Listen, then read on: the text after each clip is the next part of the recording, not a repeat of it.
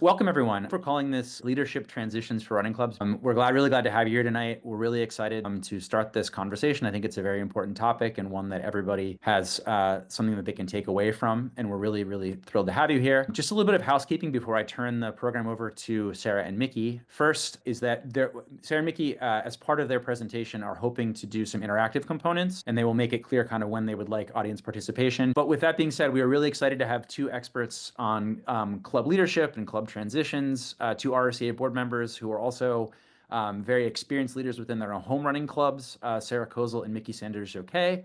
So Sarah and Mickey, I'm going to turn the program over to you, and looking forward to participating tonight. Thank you so much, Andy. So just to reiterate some of the things that Andy talked about, hopefully you all can see the screen that I've been sharing while you all have been coming into the group. We're so excited that you made time to join our presentation tonight. We're both, like Andy said, Mickey and I are both very passionate about nonprofit leadership, and we could spend hours chatting with you about this topic. Our presentation definitely does not cover all the things we could tell you. We also want you to know that within our own local organizations, we still have work to do in this area. I'm no longer on my local board, but I still volunteer regularly. So no matter where you are in this journey, there's generally always more work that can be done. So, this is another never-ending project, but one we passionately believe in. That's kind of what we're going to talk about. So very quickly, what we're going to be covering tonight. We will spend most of our time on the actual transition process. But before we get there, we're going to ask you some questions so we can learn a little bit more about you and where your organization is in this process. Question number 1, using the Zoom chat feature, let us know what club positions you consider important to have a transition plan for, and go. Okay, so we're seeing some common themes here with presidents and treasurers. Mickey and I want to maybe challenge you, the few of you that have said all positions. And so does all positions include your equipment manager? Does it include the race director who's been leading one of your races for 20 years? Does it include the coach? Does it include your IT person? Does it include your social media support person?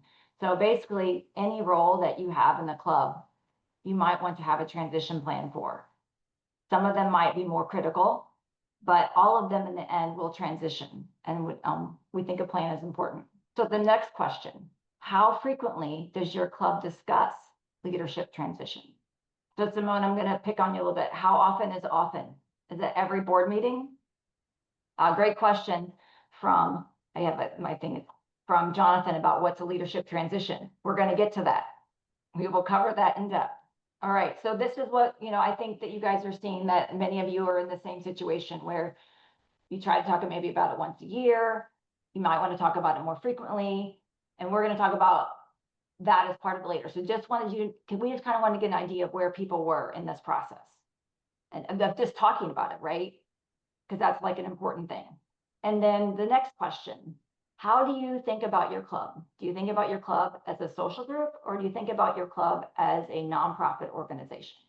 And has that changed for you in the time that you've served in your organization? I was a volunteer coach for our running club when I was recruited for our board. I didn't know much about nonprofits, and I even questioned how a running club could be a nonprofit. But once I became engaged, and once I learned about nonprofit organizations, the more passionate I became about our own organization, the work that we do, and how we impact our community. And that passion is what led me to the RRCA Board of Directors as well. The next question is just to reiterate that the RRCA recognizes 3 types of organizations for membership. It's important for you to know which of these is your club. Are you a subordinate of the RRCA? Are you a for-profit company?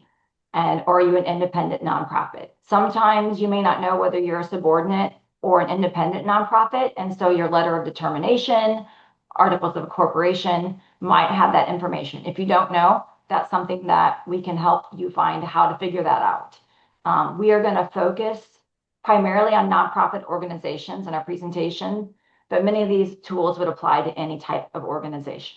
If someone asks you, what are the primary responsibilities as a director of your organization, what would you say? If we zoom all the way out to 30,000 feet level, the board of directors for a nonprofit organization has 3 primary legal duties. So before anything else that you do for your organization, you have these three primary duties: duty of care, duty of loyalty, and duty of obedience. while these legally are applicable to your board of directors, they can also help you guide structuring contracts or agreements with other people assisting in your organization. So sharing these things with your key volunteers is important because you want them to have the best interest of your organization top of mind all the time as well. So this is the key thing for your board. Above all else, right?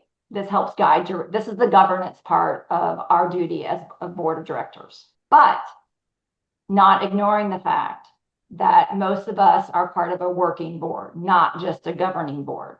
Because we're working members and we have volunteer jobs, that often is why some of our governance tasks take a back seat, right? And so I want you to think about, like, I have a governing hat and I have a volunteer hat, and sometimes I need to switch between the two. They're not always the same. So while your bylaws may include duties to your officers, we also recommend that you have a job description for every role in your organization. It is then easier to determine if a specific role is too much or if someone is actually doing multiple roles, which makes their job look like nobody wants to take it. So it's like, oh, nobody wants to do what that person's doing. Well, how many jobs is that person doing? And then just a little tip here from the RRCA that we don't recommend having someone that you pay for services as part of your board. Getting into this thing, the next question, does club leadership need to transition regularly? Yes, no. Do we need to have regular transitions of leadership? I'm going to jump on ahead here on this one because the answer is yes. It does seem to be the consensus in the chat, at least. So that's good. Yeah. Yes. Okay. So, do we need leadership transition? So here's one of the primary ways to facilitate that, and that is term limits. Term limits are useful in the transition process. So a term limit, that term really can be used in two different scenarios. One is defining the period of time that someone is elected for. It can also refer to the maximum duration an individual can serve consecutively. So in this case, the RRCA adopted, so you should know, if you didn't attend convention or didn't see the email, that the RRCA adopted revised bylaws at our convention in April. And what we revised was that instead of directors being able to serve a maximum of 4 two-year terms, starting in 2028 and 2029, we will only be able to serve a maximum of 3 two-year terms unless you're president. So this is the bylaws of the RRCA. And those of you who are subordinate members as 501(c)(3)s should have term limits in your bylaws because the RRCA has term limits in their bylaws. And so it's not new. It's just there's something that has changed. Along with that goes why. So for those of you that said, okay, what are term limits? Do we need them? Do we don't have them? So why do organizations need term limits, right? So one is fresh faces, fresh voices, right? There's a new perspective. Prevents a concentration of power. After a while, when the same person has the same thought process and says the same things and shuts down everything, soon people stop participating because there's not a collaboration between the people managing the organization. And also, like, people get burnt out, and what happens when they get too burnt out? They just drop off, right? And the whole idea is to keep people engaged with your organization, not run them completely into the ground. And it also allows people a respectful exit. I've served the maximum amount of time I can serve. I get to be recognized for my service, and I get to leave respectfully. But we want to recognize, yes, there are some reasons why term limits and the idea of transitioning leadership, there may be some resistance to that. Lots of institutional knowledge. This is a big one. We're going to give you some tools to help manage that. How do you find qualified replacements? And what disruption, how can you minimize the disruption to governance and relationship? Which one of these things like resonates with you the most? Think about that. Like what do you really want to try and resolve if we talk about this process? What are the benefits of having a plan, right? I am no longer on our board of directors. But when I joined, we had elections in December because we run January to December. And at our October board meeting, we would ask if anyone wasn't coming back the next year, right? Then we would throw out names for who we could possibly recruit to fill a position. About 50% of the people that were on that random recruiting list would stay a year, which wasn't good for them or for our organization. Let's go through some of the benefits of having a plan. when you have a transition process and a plan, there is someone actively working on it year round. Just like any other club activity, not only does it help prevent crises, it also becomes part of your club culture. You talk about it, you get people engaged and on committees. You want your membership to understand that you're a nonprofit and that you have volunteer leaders that don't just make decisions in a vacuum. Your club activities are seamless, even when there's a change in leadership. Those are some of the benefits, right? I think everyone would, this is all logical and rational and makes perfect sense, right? So how do we make that happen? What are some of the scenarios we need to plan for? And I'm just going to go here, the 3 scenarios. We think there's 3 scenarios we need to plan for. Short terms. Who is at the end of their term that we need to have an election cycle for to fill? There should also be an assumption that just because you haven't reached your maximum number of term limits doesn't mean that you're guaranteed to be reelected, right? You're trying to find the best people for the position, and sometimes a new candidate might be a better fit than someone that's already currently on your board, right? We want to plan for the long term, maximum consecutive terms. If you know that someone can only serve a maximum of 6 years, there's going to need to be a plan for how that person is replaced. And then obviously the emergency scenarios. The RRCA has one for Jean, our executive director, and that is the Abducted by Aliens plan. And we review it every year as a board to make sure that we all know what to do if something were to happen to Jean. And Mickey's going to share 2 tools that will go a long way to providing guidance in that specific scenario. All right, so let's go ahead. Turn it over to Mickey. Oops, sorry. Let's go ahead and get into the meat of transitioning. All right, so the first question here, and you can put your comments in the chat, is what do you think are some tools that you need to create this transition process? Take a couple minutes, a couple seconds, and put it in the chat, and we're going to move on to what in nonprofit best practice are those foundational pieces. So we're going to be looking at what you have in your bylaws. That's going to be pretty important for transitioning. You got an information inventory, and where to find all those important pieces. You're going to create a calendar of agendas and critical items that are needed for doing your due diligence, your governance pieces. And the final thing is we're going to do a board matrix, and we're going to assess what we have and what we need and get that in a snapshot that we can use to strategize on how we're going to recruit. All right, so let's take a look at your bylaws. If you've got them handy, pull them out. So you need guidelines that promote and kind of lead to that transitioning process. So here's some key questions that you can ask yourself and kind of compare it to your bylaws to see if you have this information there. It's a guideline. You don't have to get detail oriented, but these are some questions you want to keep in mind when you're thinking about putting those guidelines in. So board members, how many should you have? Are they elected or appointed? If you're a subordinate of the RRCA, your board members have to be elected by the membership. What are your terms and those term limits? What are your standing committees? Do you have them? Who appoints those chairs? What kind of terms do your officers hold? A lot of people are nervous about that president position and that treasurer, so sometimes they won't limit what that term should be. That's happening in my club. We're working on that to get people over that fear by using a recruitment process that's proactive. And then the last thing is, how long do you have to step off the board before you're eligible to come back on? Best practice for nonprofits is 1 year. Take off, take a break, and then come back if you're eligible. All right, the next thing is that information inventory. This is key to your success. And this has been a lot of problems for a lot of clubs. Where do you store all your important documents? When I became club president, I got a flash drive, and the only thing on that flash drive was 4 years. The previous president was there for 4 years and all his information. I didn't know where all the treasurer kept their stuff, where past board minutes were, nothing. I had to go searching for it. It was all paper, nothing was digital. So we slowly brought it digital and put it in one place. So let's talk about what's important and who has to have access to this information.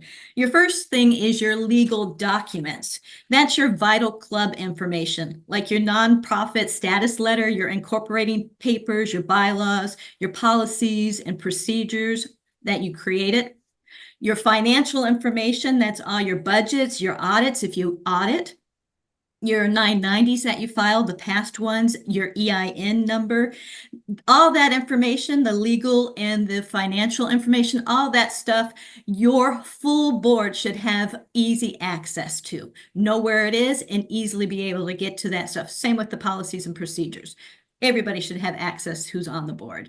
Some things you want to limit, but you still need to know who has access, is your bill payment process, who has the blank checks, who can sign them, all that kind of stuff. You want that information on who has access available so you know where to go to when you are transitioning your president, and they need to know where all this stuff is. Your membership data, where is that held? Any kind of contracts, your computer passwords for your platforms and your websites, and any kind of apps that you utilize. For my club, we had a blunder. When I was president, we shifted our membership data over to Run Sign Up. I was the administrator with a couple other people. There were 3 of us who were administrators, and then we had other people who could do partial work on Run Sign Up. 6 years later, we never changed our admins. They had to come. I'm no longer involved with my club. I moved out of the area, but luckily they had access to me. And I was able to give that information to them and get me off and put a new person on so they could get that built back up. But that fell through our cracks. So be thoughtful about what's important information that you need to make sure transitions when people move on. Your key contact information, that's your banking stuff, your bookkeeper, your tax preparer, your investment broker, all that information, just contact information, who it is, where to find it. Your facilities, do you own or are you renting facilities? So where's the deed? Where's the rental agreements? Where's the lease? Who has access to the keys? All right. So all that information should be written down somewhere in one place. Your equipment maintenance, who's doing that? Who do you have to access? Technology integration, your photo storage, your websites, your platform. What we did is we created a committee, and we made sure we trained each of our committee members to be comfortable in at least utilizing these things at a minimum basis. Someone could go update our calendar. It didn't have to be one person. So you want to make sure you've got more people who are being cross-trained on some of these important things so that if someone gets hit by a bus, you didn't lose access to some of your websites. Fundraising, taking a look at that, we're talking about your sponsors, any kind of agreements you've made with sponsors, if you have a donors list, if you get grants, you want to know all that information.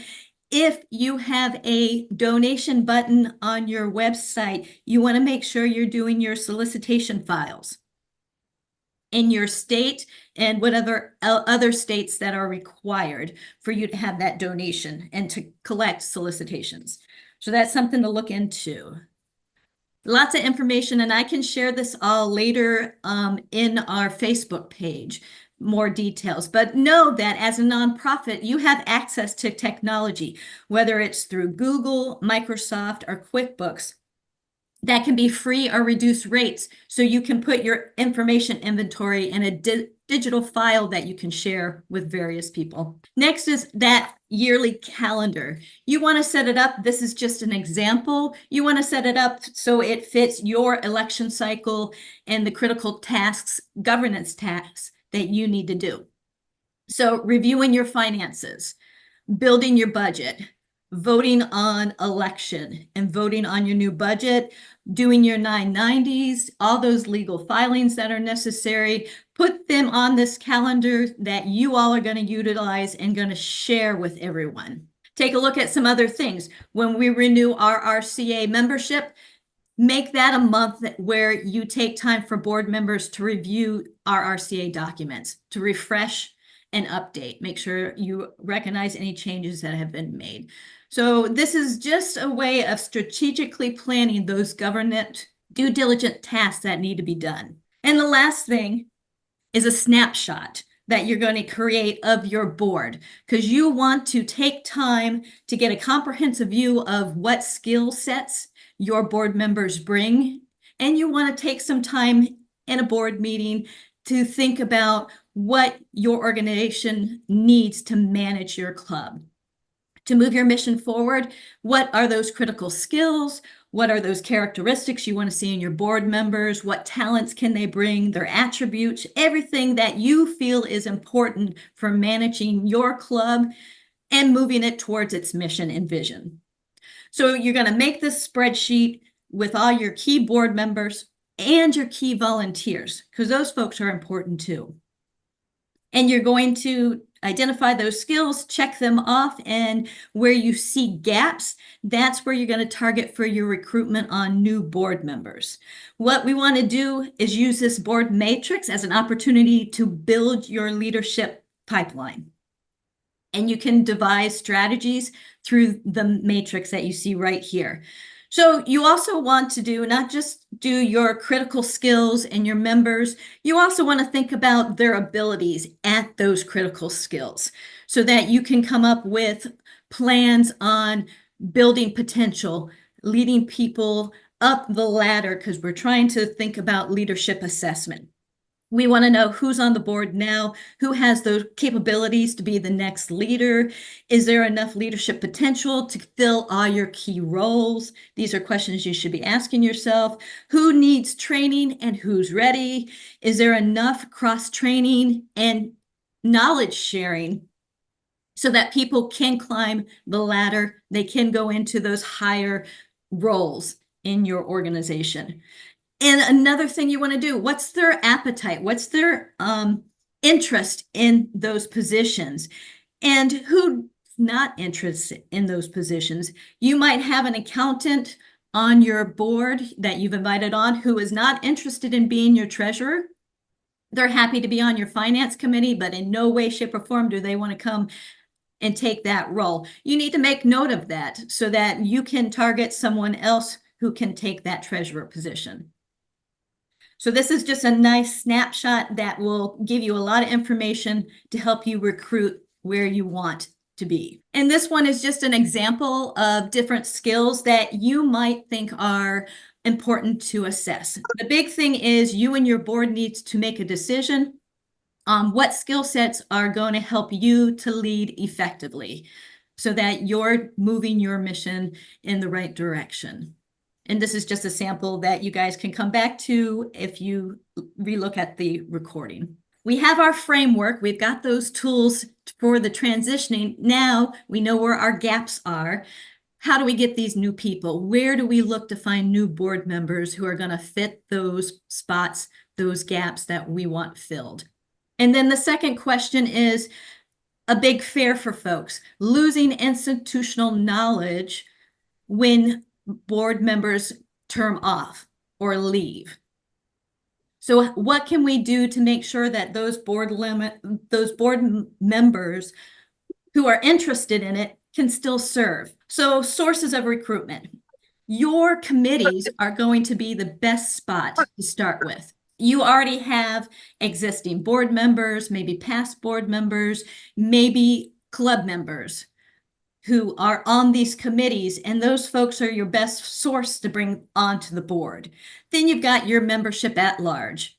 You've got your community partners that you can consider, community leaders, nonprofit organizations that are parallel aligned with what you're doing, your youth bureau, your YMCA, any kind of schools, whether they're public or private or community or universities. You can also use your tourism board. There's lots of opportunities to access community partners and other organizations in your community. And then you have your volunteer pool. Not all of your volunteers that help out at races are club members. So this is an opportunity to do a little bit of recruitment on both part, bringing in new members and potentially getting them to climb up that leadership ladder. So now you got to think about what are some hurdles that might cause potential board members not to be board members. So you want to make sure you have some wiggle room in your expectations. So if you have to be a club member for a year before you can come on the board, that limits some of those places you want to target. If you've got wiggle room flexibility where you can play with that and they can become a member of your club as they join the board, if that's a skill, they have a skill that you want and need, you might want to do some wiggling. What if there's a fundraising or financial commitment as part of being on your club? Again, if this person has the skill sets that you want for your organization, you might want to provide some wiggle room on helping them with those financial obligations so that you can provide a great different perspective and viewpoints and skill sets to help your board grow. This is about those exiting board members, all right? We want to keep them involved. We want them to continue to have ownership. That outgoing member, they want to be interested. They still want to be a part of this. We're asking them to move off the governance level. That's what our boards are doing. And we want them to keep working. We want those boots on the ground. So giving them any of these example roles is a way to have them continue to participate, continue to feel like they are valued and appreciated, and they can still gather some ownership in being a part of the club. Give them advisory roles, have them be mentors for your new board members, put them on committees. A lot of work has to be done. Those committees should be doing the work as the full board does oversight. Special projects, you got a community outreach program that you want to design, put some of these exiting members on those committees, on those projects. Lots of opportunities to keep those people engaged and feeling valued. All right, so who's responsible for that transition plan? And the key thing is a committee. We want to create these working committees that do a lot of this kind of work. So you can build a recruitment committee where you have current and past board members a part of it. You can have community members and engaged club members to do this process. That committee needs to have a clear charge and annual goals. This example for recruitment, they got an assignment. We want them to search. We want them to assess those leadership skills that are current in your board now. And we want to assess who has experience in the training to step into those key roles. And where is the potential and who needs some more development to get into those roles. So they're doing that. They're talking to board members for recommendations. They're recruiting, and they're using those sources that we already mentioned. Then they have to do the training and they have to support. So that recruitment process you have to design. Whether you're going to do application or an interview or a recommendation or a combination of those things to recruit and vet your potential board members. So we want to be proactive. We don't want to be reactive. And to do that, we develop that pipeline early and keep it full of potential leaders. We definitely want to encourage when we're recruiting and we're training that we're cross-training. Have your board members learn a couple of different things so you don't have just one or two people in the know. Institutional knowledge, you want to make sure we're sharing that knowledge. Those folks that are offboarding, have them share their knowledge in one of those opportunities. And the last thing you want to do is support your new leaders so that they feel comfortable and have enough space so they're growing and thriving in that role. All right, tips into what to do after transition. So you've got your elections, you've got these new people on. What's to do? The first thing is to do that board orientation. Have a great, effective orientation and do it as soon as possible. Elections happen. make sure this happens before that first board meeting that they have to step into. You want to make sure that they have access to those bylaws, and you want to highlight some key policies. Again, ensure through that information inventory that all those governance documents are there for them to tap into. If they're not tech savvy, make sure whoever is training these people so they know exactly where to go to find this information. Last one, our next one is outline your board meeting protocols. Make it clear. Let them know what your agenda looks like, how you vote, what the process is to bring in new business. They need to know all this information so they know what's expected of them on the very first board meeting. Again, just reiterating, having a role for those outgoing leaders who want to stay connected with your organization. A big thing you need to do once you have new leadership is to make introductions. Have someone connect your new leaders with your community leaders. And then the last step is communicating with your stakeholders, your membership, and the RRCA, especially if it's your primary contact who's being changed. And then some quick do's and don'ts, all right? Plan for all key positions early on. Your committee, your recruitment committee should be working year round. They should not start looking for new people 2 months before your election. We want this to go ongoing. We want to embed leadership transition into the club culture. You do that by having those bylaws. You do it by making sure this is brought up every day. You have a good information inventory that everybody has access to.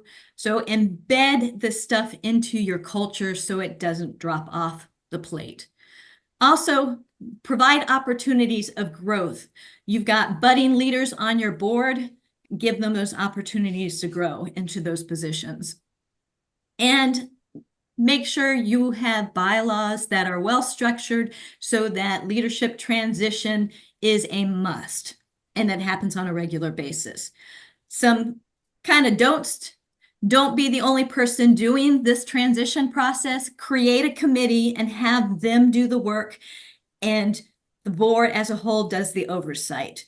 Don't recruit just to fill seats. We don't want just anybody. We want to make sure that the right persons are in the right place. And then, hold on. You want to make sure when you're recruiting that you're not recruiting everybody from the same exact social network. And what do I mean by that? For my club, we had 80% of our board members when I first came onto our board came from Cornell University. So everybody was affiliated with Cornell. It is our largest employer in our area, but we are the Finger Lakes Runners Club, not the Cornell Running Club. And we were doing a disservice to the rest of our community by being focused on Cornell. And then another thing to think about, if you've got 80% of your board coming from one social network and you as the new president come in and upset one of your members and they get mad and walk off, they're going to be followed by probably 8 other people. And then you're in a real crisis. So making sure you have diverse viewpoints and coming from various networks, so you're not having a consolidation of power in a small minority of your board. And do take the time to build those processes and make it thoughtful and constructive and respectful for everybody. All right, Sarah. All right, so that's the majority of our presentation for today, but we do want to talk about, we know we have some time for question and answers, but what areas of nonprofit leadership would you like to explore next? You know, this is one of the things that we would like your feedback on, so that Mickey and I or the other board members can develop other educational material for you. Some things that Mickey and I think that can go along with this very topic are building effective committees, a deep dive into an assessment and recruiting committee, developing job descriptions, what policies do you really need to support your mission, planning effective board meetings so that you can have, you know, back on that calendar, your board meetings are not planning meetings for your activities.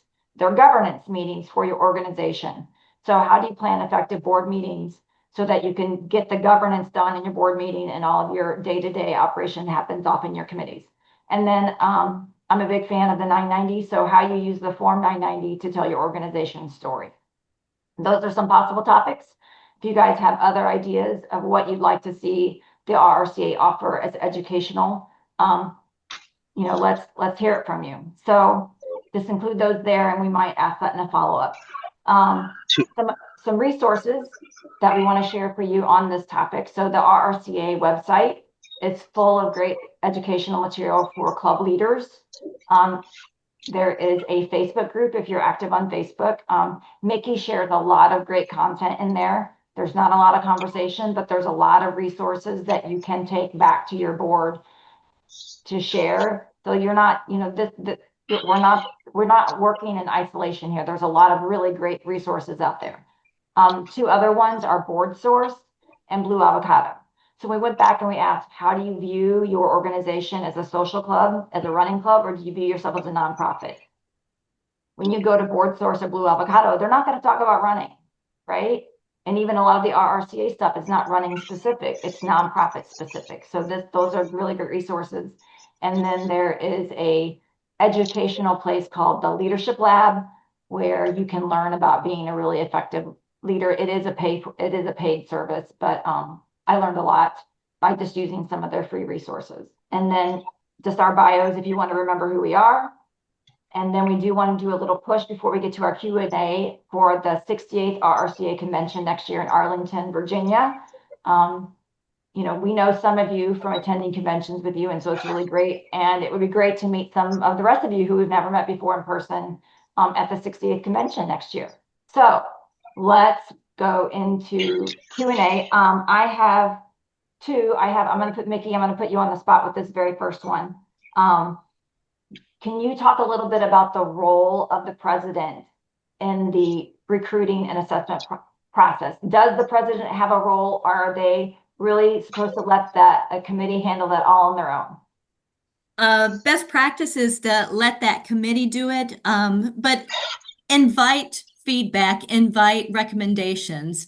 Don't isolate them. When we first started doing this, when I was club president, they didn't want me to have any input into who could be recommended on our board. I got around that, obviously, but you want to have that committee have ownership and be able to do all that stuff. Does the president need to be at those meetings? No, that's more work than they need to do. All right. Thanks, Mickey. And then one of the other things I wanted to comment on, there were two main things that you can use as a resource to see how compliant you are. You can look at the RRCA bylaws themselves. There's a sample template on the website.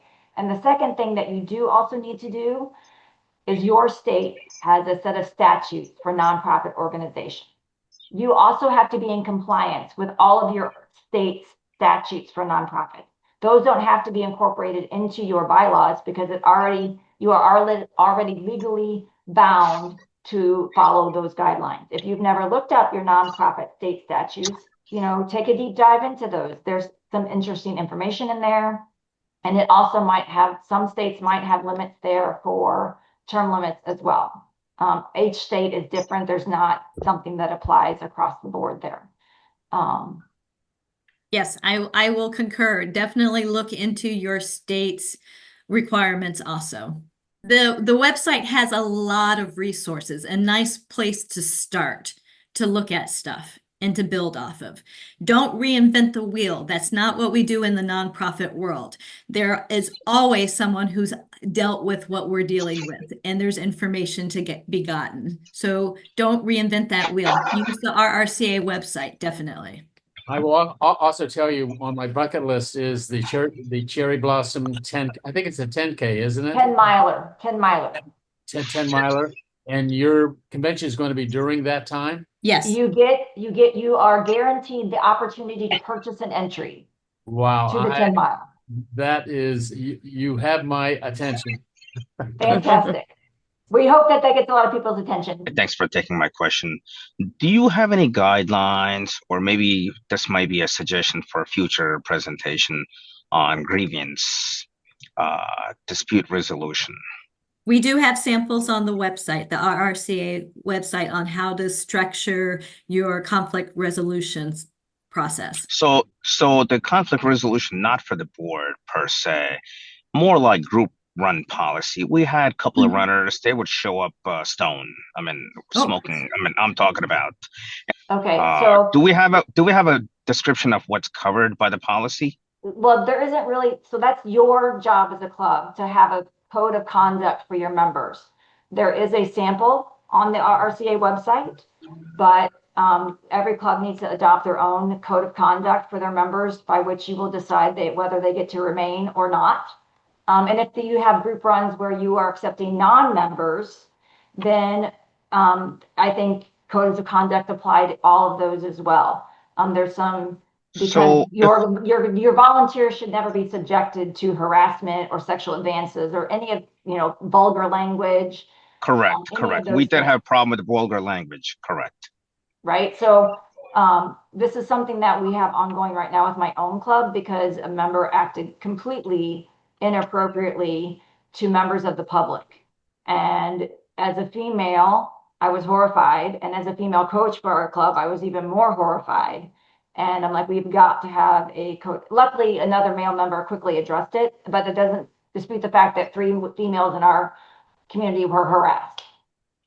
And Right. that we need to have a code of conduct, so that every member has to agree to it when they join they renew or join each year. And then it's very clear to see where you've gone across the line.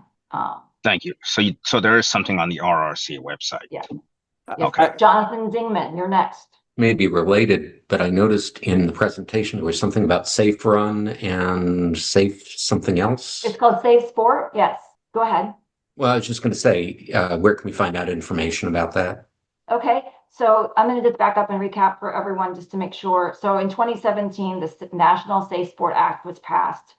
And it's primarily the way the RRCA presents its training program on it is to provide guidance for your board and anyone who is involved with youth programming. So whether you have youth attending your races or you have just a specific youth training program, there is free training that the RRC offers to make you aware of the potential issues and make sure that everyone is protecting children. So if you just go to the RRCA website and you type in Safe Sport, you will go to our educational platform, and there's a free 30-minute training. To find out more about it, there's the whole Safe Sport organization website, and there's advanced trainings available on that. In addition to protecting children, Safe Sport also is the organization that identifies coaches or other members, and not just in running, right? This is across all sports. So if you're on the USATF distribution list, you will get updates for any coach or person who has violated the Safe Sport Conduct Code, which is not just abuse against children, it's sexual harassment, verbal harassment, emotional, all of those things are encompassed in that. But the RRCA training is specific around youth. Okay. And it is it's not an RRCA requirement, but I would say it's strongly encouraged for every club to have a safe sport policy if you have any involvement with youth in your club. Encourage your volunteers and your board members to take that quick session. It's important and it's informative and it'll be helpful. Great, thank you. All right, I know that there, so Keith, I don't know if Keith Click is still with us. He asked a question about Google versus Microsoft. Yep, I'm here. Okay, Keith, so you can get like the base package, Google Workspace or Microsoft 365 Basic for free. I will say that if you don't have a person who is very IT savvy, willing to give you some time, I would probably steer clear of Microsoft. I chose it for our organization because I wanted Excel and PowerPoint and Word. I want the full-blown stuff, right? I love Google, but it is not the same if you're trying to manipulate data. And anyway, so for that reason, we went with Microsoft. It's great, I love it, but there's an admin side of it that is pretty specific to someone with technical skills Mm. in that area. So that's just something to think about. The thing is that that should not be the reason not to do it, right? Like there has got, like technology is out there and there's people that work with this stuff, and there's got to be someone that can be willing to help you once a year, set up your new membership, get everybody onboarded so that you have all of your key information in a cloud somewhere, and that the people who need to access it have access to it. Like Mickey, when I became president in 2019 of our organization, it was on 12 people's laptops. And like the first thing I said is like, we got to get this stuff in one spot, because it doesn't help with any sort of transition or planning if this race director has his stuff on his computer and the other stuff is here. We need it all in one spot. And so now we are on Microsoft Teams. It's our, so that's our communication channel, our file sharing, our meeting. It's where we host our meetings. Everything is just in Microsoft. And Teams is our go-to. And then I have access to SharePoint, as I'm no longer on the board, but I'm still our IT person, as to the admin side to keep it running. And my club uses the Google Docs folders for all of our inventory information. Cool. Well, I figured it was probably a mix in there. I just was kind of curious for that exact feedback you gave, Sarah. We use Google, and I prefer Microsoft, but it's already enough to try to make a change like that. So Google's working. I just was curious. So appreciate it. Yeah. And so like someone mentioned Dropbox, the reason that one of the things that when also, like many organizations, you go through ebbs and periods where your budget is just barely meeting ends. And so one of the things that I looked at is, what are things that cost us money and how do I get rid of them? Right. And so I just went through like everything. So there's things that I pay for personally as a volunteer. That's part of my contribution to the club. Like, so I'm the club's graphic artist. So I personally pay for Illustrator because that's like my hobby, right? So I'm giving back to the club in that way. So I personally pay for that. But the only other piece of software that we pay for to use is our QuickBooks. Other than that, every other resource that we use to manage the club is free. I may be curious to see what those are down. Not now, but I'm just saying maybe a follow-up conversation or something. Yes. Because I learned Yes, it. absolutely. I think it was Canva or something brought it back and said, you guys, there's some stuff that's free out here, and they didn't know. And once they submitted for it, now they're like, oh my gosh, we had no idea it was free, and now we're using this as their go-to. So as one example, so that might be a Yeah, follow. Canva can sometimes be a little tricky to get them to accept. It took me like 5 attempts before they I found the right combination of magic word. But yeah, now I use it every day. Adobe Illustrator, Canva, right? So they're both stuff I use all the time. Appreciate that. Yeah. Any other questions around transitions? I All right. think we may, yeah. Well, this was great. Thank you so much to Mickey and Sarah. That was a wealth of information, and I think we really just scratched the surface on a lot of this stuff. And so our hope is that we will make this a continuing series about this, and some of the topics that Sarah alluded to will be maybe addressed in future sessions. As shared, also, there are some places that you can continue this outside of this presentation, and we'll also make this available as a lasting resource too. So lots of ways to stay involved. I would also, again, hit again on the opportunity to attend the RSCA convention. If you like this conversation, if you like being in a group like this, if you like talking about these things and feeling like it's important and something that is beneficial to you and your club, I can't recommend the RSCA convention highly enough. So thank you all for taking some time on this evening to be here.